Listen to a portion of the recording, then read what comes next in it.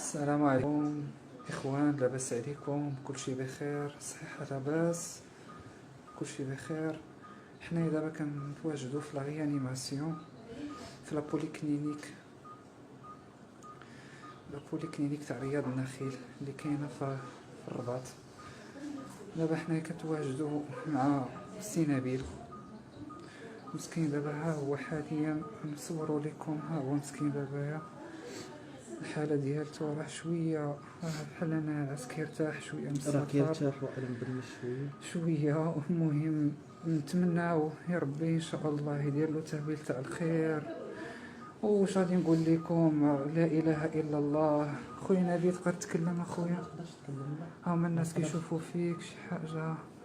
ما قادرش اخويا ياك؟ ما قادرش. لا اله الا الله، لا اله الا الله.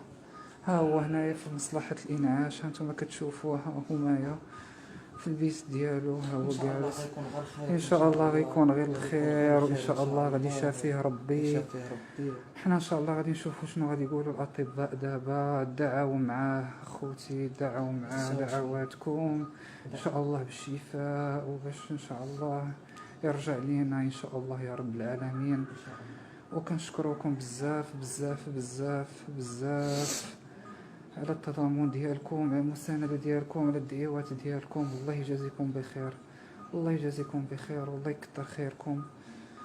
لا اله الا الله، لا اله الا الله، لا اله الا الله. خويا نبيل، لا اله الا الله، لا اله الا الله يا خويا، لا اله الا الله.